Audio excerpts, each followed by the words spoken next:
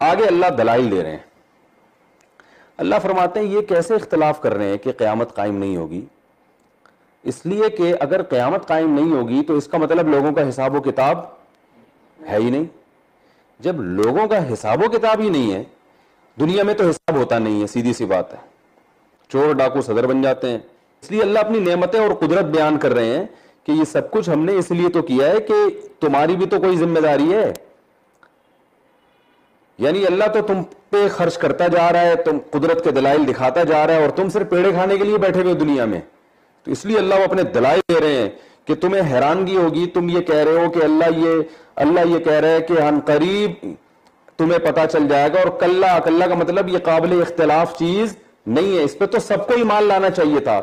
آگے اللہ اس کو دلائل دے رہے ہیں کہ تمہیں حیرانگی ہوگی, بھائی سب کیوں ایمان لے کر آتے ہیں, بھائی یہ کون سی قیامت کی خبر, ایک نبی نے ہی تو خبر دی ہے نا قیامت کی, محمد صلی اللہ علیہ وسلم نے. تو کیا ان کی دعوے کو معاذ اللہ پوری دنیا پہ تھوپ دیا جائے؟ ساری دنیا کو آپ مجبور کر رہے ہیں کہ نبی صلی اللہ علیہ وسلم کی دعوت پر ایمان لے کر آئیں, یہ کیسی بات ہے؟ تو اللہ اس کو دلائل اگلی آیت میں دے رہے ہیں, الم نجعل الارض مہادا, کیا ہم نے زمین کو بچھونا نہیں بنایا تمہارے لیے؟ اتنی بڑی زمین تمہارے رہنے کی جگہ بنا دی, یہ کوئی معمولی بات ہے؟ تو جس رب نے اتنے بڑے احسانات کیے, اور اس کی طاقت اور قدرت, طاقت سے پتہ چلتا ہے کہ جو زمین کو بچھونا بنا سکتا ہے وہ مردوں کو دوبارہ زندہ کر سکتا ہے, اور احسان پتہ چلتا ہے جس نے اتنے احسانات کیے وہ تم سے حساب لینے کا حق رکھتا ہے. کچھ اس کے بھی تقاضے ہیں. جب کوئی احسان کرتا ہے نا تو احسان کرنے والے کے بھی کچھ تقاضے ہوتے ہیں کہ جس نے احسان کیا اس کا شکر ادا کیا جائے. تو اللہ کے احکامات پر عمل کرنا یہی اللہ کا شکر ہے. تو اس لیے اللہ کہہ رہے ہیں الم نجعل الارض مہادا, کیا ہم نے زمین کو بچھونا نہیں بنایا تمہارے لیے, والجبال اوتادا, اور پہاڑوں کو میخیں بنا دیا. قرآن میں دوسری جگہ پر آتا ہے زمین کا بیلنس برقرار رکھنے کا ذریعہ کیا ہے؟ پہاڑ ہیں, اس سے توازن قائم ہے زمین میں, ورنہ زلزلے آتے بہت زیادہ آتے. وَخَلَقْنَاكُمْ أَزْوَاجًا, ہم نے تمہیں پیدا کیا جوڑوں کی شکل میں, جوڑے پیر بنائے مرد اور عورت کے, اس سے زندگی آسان ہو جاتی ہے. وَجَعَلْنَا نَوْمَكُمْ سُبَاتًا, پھر نظام کیسا بہترین بنایا تمہارے لیے, نیند کو ہم نے سکون کا ذریعہ بنا دیا. دماغ تھکتا ہے سوچنے سے, تو سوچنا چھوڑ دیں آرام آ جائے گا؟ سوچنا چھوڑ ہی نہیں سکتا آدمی. جتنا سوچنا چھوڑے گا اتنا ہی سوچے گا, اور سوچے گا نا کہ یار میں نہیں سوچوں گا, نہیں, اور سوچے گا نا. تو اللہ فرماتے ہیں ہماری قدرت ہے کہ ساری باڈی کو آرام دینا تو تمہارے اختیار میں ہے, دماغ کو آرام تمہارے اختیار میں نہیں ہے. لہذا ہم نے نیند کیا کر دی تم پر مسلط. تم صرف بستر پہ لیٹتے ہو, تمہارا دماغ کا رابطہ دنیا سے کیا ہو جاتا ہے؟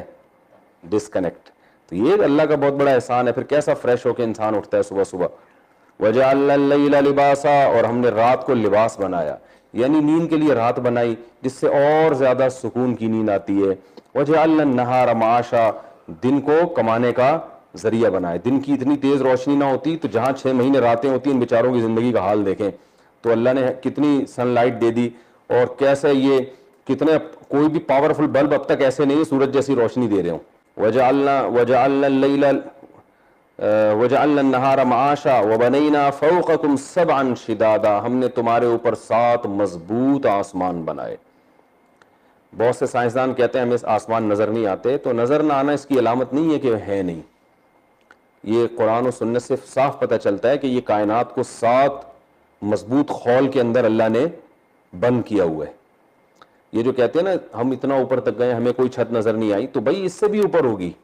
قرآن نے یہ تو نہیں کہا نا کہ وہ اتنے کلومیٹر کے بعد آسمان شروع ہو جاتا ہے. قرآن نے کہا 7 مضبوط آسمان ہیں.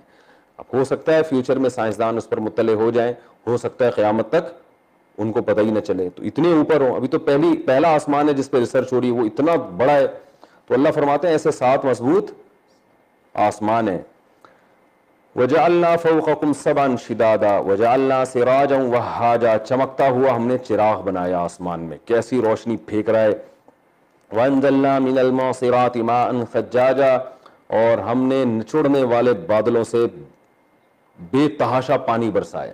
بارش کا ایک نظام خود ایک اللہ کی قدرت کی بڑی دلیل ہے. یعنی یہ اللہ پیدا کر کے بھول نہیں گیا, تو اتنے سارے احسانات کر رہا ہے تو اس کا بھی تو حق ہے نا کہ تم سے سوال پوچھے وہ کہ تم نے کیا کیا. لِنُخْرِجَ بِهِ حَبًّا وَنَبَاتًا, تاکہ ہم ان پانی کے ذریعے دانے بھی اگائیں اور ترکاریاں بھی اگائیں. یہ سب چیزیں پیدا ہو رہی ہیں. وَجَنَّاتٍ أَلْفَافًا اور لپٹے ہوئے باغات پیدا کرتے ہیں ہم ان سے. إِنَّ يَوْمَ الْفَصْلِ كَانَ مِيقَاتًا. اب اللہ نے دعویٰ کیا. پہلے تو اللہ نے کہا کہ وہ جو فیصلے کا دن ہے نا اس کے بارے میں اختلاف ہے.